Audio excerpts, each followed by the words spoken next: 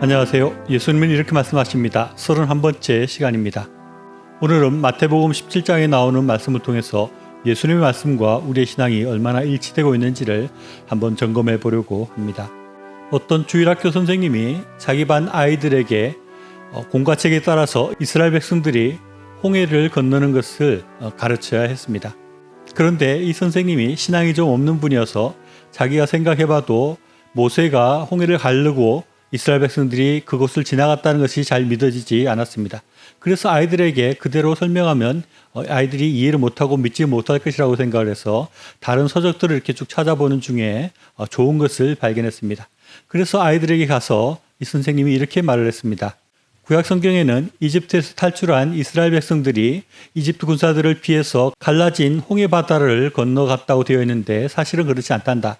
왜냐하면 당시 홍해는 사람 무릎이 겨우 닿을 정도의 깊이였기 때문이란다 라고 말을 했습니다. 그 선생님이 그렇게 설명하자 그 반에 있던 믿음이 좋은 학생 하나가 손을 번쩍 들고 이렇게 이야기합니다. 선생님, 그러니까 하나님의 능력이 대단하지 않습니까? 홍해가 겨우 무릎 깊이밖에 되지 않는데 쫓아오던 이집트 군사를 하나님께서 모두 다 무찔러 주셨으니 그것이 대단하지 않습니까? 라고 말했다는 것입니다. 이렇게 우리가 하나님의 능력을 믿지 못하면 창피를 당하고 아무것도 할 수 없는 무력한 신앙이 될 수 있다는 것을 교훈하는 예화입니다.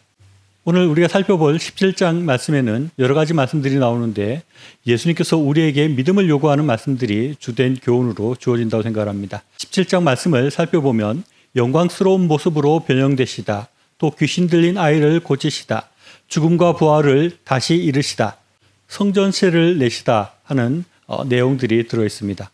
그런데 이 17장에는 등장인물들이 아주 화려하다고 할 수 있습니다. 구약의 율법을 상징한다 할 수 있는 모세도 나오고 선지자를 대표한다고 하는 엘리야도 나오고 심지어 하나님까지 등장하십니다. 또 여러 가지 주제들을 담고 있는 그런 장이라고 할 수 있습니다. 그러나 아주 분명한 일관된 메시지도 우리가 찾아볼 수 있습니다. 먼저 변화산에서 하신 예수님의 말씀부터 살펴보겠습니다. 예수님께서는 핵심 제자라고 할 수 있는 베드로와 야고보와 요한을 데리고 산 위로 올라가셨습니다. 거기서 얼굴과 옷이 희게 변화되고 또 모세와 엘리야와 대화를 하십니다. 그때 베드로가 여기가 좋사오니 라고 말을 하면서 초막을 짓고 여기서 살자고 했습니다. 그러자 구름 속에서 이는 내 사랑하는 아들이요 내 기뻐하는 자니 너희는 그의 말을 들으라 하는 하나님의 음성이 들렸습니다. 그것을 듣고 제자들이 무서워서 엎드려져 있을 때 예수님께서는 이렇게 말씀하십니다. 일어나라 두려워하지 말라 라고 말씀하시고 인자가 죽은 자 가운데서 살아나기 전에는 본 것을 아무에게도 이르지 말라는 말씀을 하셨습니다. 그리고 엘리야가 메시아 전에 와야 되는 이유를 묻는 제자들에게 이렇게 말씀하십니다. 엘리야가 과연 먼저 와서 모든 일을 회복하리라. 내가 너희에게 말하노니 엘리야가 이미 왔을 때 사람들이 알지 못하고 임의로 대우하였도다. 인자도 이와 같이 그들에게 고난을 받으리라 라고 말씀하시면서 세례 요한이 그 엘리야로 왔다는 말씀을 하셨습니다. 이 단락의 말들을 정리해보면 아주 흥미롭습니다. 제자들은 여기가 좋사오니 라고 말을 하고 하나님은 내 사랑하는 아들이요 내 기뻐하는 자니 너희는 그의 말을 들으라 라고 말씀하십니다. 그런데 예수님은 인자도 이와 같이 그들에게 고난을 받으리라 라는 말씀을 하시는 것입니다.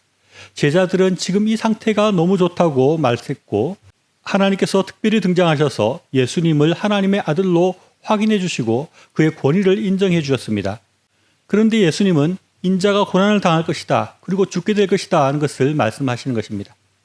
이것은 제자들의 말과 아주 대비가 됩니다. 제자들은 현재 좋은 것들에 정신이 팔려서 여기가 좋사오니라고 말하고 있지만 예수님은 제자들과 달리 현실을 즐기는 것이 아니라 예수님의 소명의 길인 십자가를 생각하고 묵묵히 그 길을 걸어가겠다는 말씀을 하십니다.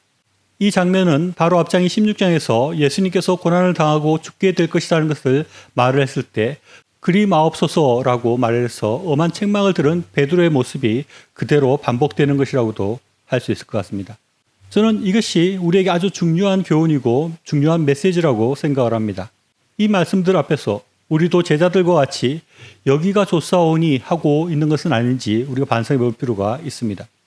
우리가 현실의 세상만 바라보고 현실에서 즐길 것들만 생각하고 있는지 아니면 예수님과 같이 이 세상에 좋은 것들이 아니라 하나님께서 나에게 주신 소명, 내가 해야 될 하나님의 사명들을 위해서 십자가의 길을 걸어가고 있는지 우리는 반성해 보아야 한다는 것입니다. 두 번째 단락에서는 더 강력한 예수님의 믿음에 관한 메시지가 주어집니다. 어떤 사람이 예수님이 없을 때 제자들에게 간질병이 걸린 아들을 고쳐달라고 말을 했는데 제자들이 그것을 고치지 못했습니다. 그 말을 듣고 예수님께서는 엄청 화를 내시면서 이렇게 말씀하십니다. 믿음이 없고 패역한 세대여, 내가 너희와 얼마나 함께 있으며 얼마나 너희에게 참으리요. 그를 이리로 데려오라 라고 말씀하셨습니다. 그리고 제자들이 왜 자신들이 고치지 못했는가를 질문하는 것에 대해서 이렇게 말씀하십니다.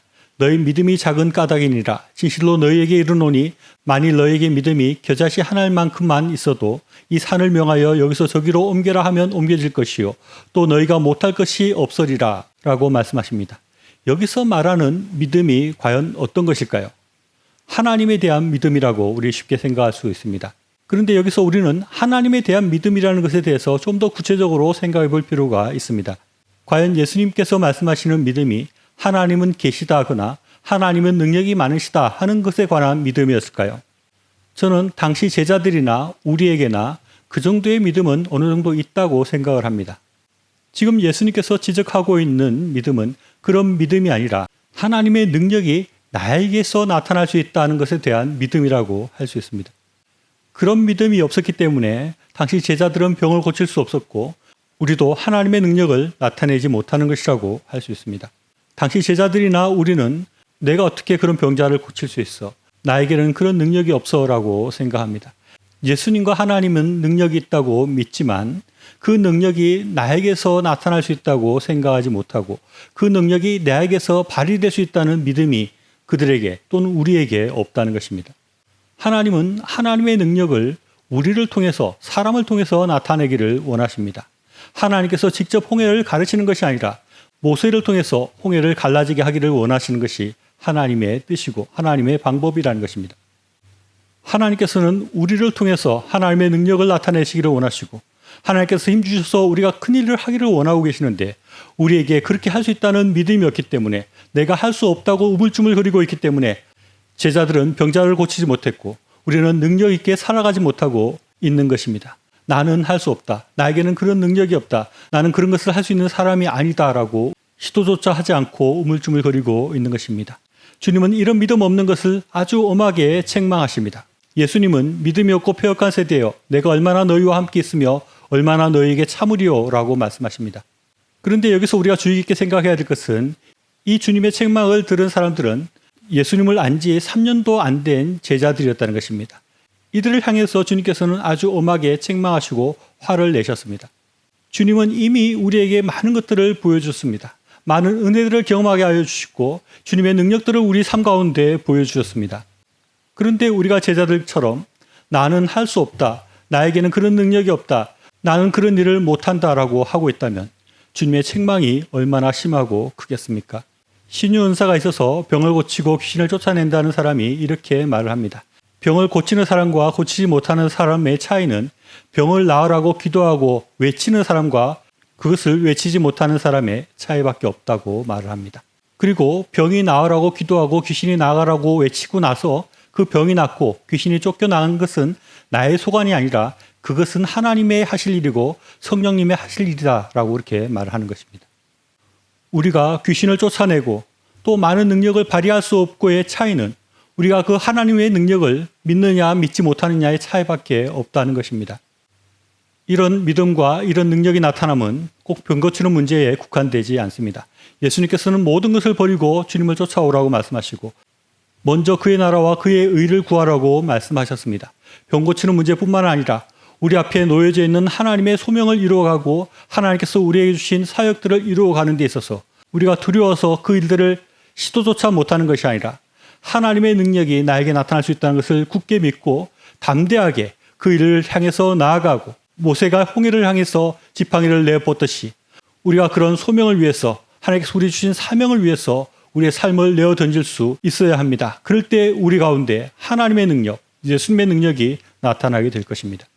우리가 우리의 모습을 바라볼 때는 우리에게는 그런 능력이 없습니다. 그런 일을 할 수 있는 힘이 없고 지혜가 없습니다. 그러나 하나님께서 나를 통해서 일하시고 하나님의 능력이 나에게서 발휘될 수 있다는 믿음이 있다면 우리는 산을 들어서 옮기는 일을 할 수 있을 것이고 세상에 그 어떤 일도 두려워할 필요가 없는 그런 능력을 가진 삶을 살 수 있을 것입니다. 우리 믿는 사람에게 꼭 필요한 믿음은 나는 능력이 없지만 하나님께서 능력이 있으시고 그 하나님의 능력이 나를 통해서 나타날 수 있다는 믿음입니다. 이어지는 말씀에서 예수님은 예수님의 가야 할 길, 즉 예수님의 소명에 대해서 말씀하십니다. 예수님은 예수님이 당해야 될 순환에 대해서 이렇게 말씀하십니다. 인자가 장차 사람의 손에 넘겨져 죽임을 당하고 제3일에 살아나리라 라고 말씀하십니다. 그리고 예수님은 제자들과 성전 세례를 내는 것에 관해서 말씀을 나누십니다. 이 부분에서도 여러 가지 교훈들을 생각할 수 있겠지만 저는 앞에 말한 부분들과 연결해서 예수님의 능력에 대해서 생각해 보려고 합니다. 예수님은 성전 세례를 내면서 예수님께서 원하시면 물고기 뱃속에서라도 돈을 꺼낼 수 있는 능력이 있으심을 보여주셨습니다. 그런데 예수님께서는 이제 내가 십자가를 지고 죽음의 길로 가겠다고 말씀하시는 것입니다. 아마 보통 우리 같은 사람이라면 내가 물고기 뱃속에서 돈을 꺼낼 수 있는 그런 능력이 있다면 이 세상에서 계속 살고 싶을 것입니다. 그러나 주님은 그런 것들에 흔들리지 않고 이 세상의 것들을 탐하지 않으시고 이 세상에 현혹되지 않으셨습니다. 주님은 주님의 길, 그 십자가의 길, 하나님께서 예수님께 부여하신 그 소명을 이루는 것에 조금도 흔들림이 없었고 그 길을 묵묵히 걸어가시는 것입니다. 오늘 마태복음 17장에서는 두 가지 중요한 교훈을 주님께서 우리에게 주신다고 생각할 수 있습니다. 첫째는 예수님은 이 세상의 좋은 것들을 위해서가 아니라 하나님의 소명, 즉 힘든 고난의 십자가의 길을 선택하신다는 것입니다. 둘째는 우리가 우리의 부족한 모습, 나약한 모습들만 바라보는 것이 아니라 내 안에 하나님의 능력이 있음을 믿고 나를 통해서 하나님의 놀라운 일들을 이루실 것이라는 것을 믿어야 한다는 것입니다. 이 세상의 것들에 현혹되어서 의미 없고 힘없고 능력 없게 살아가는 사람들에게 예수님께서는 이렇게 말씀하십니다. 너희에게 믿음이 겨자씨 하나만큼만 있어도 너희가 못할 것이 없으리라. 시청해 주셔서 감사합니다.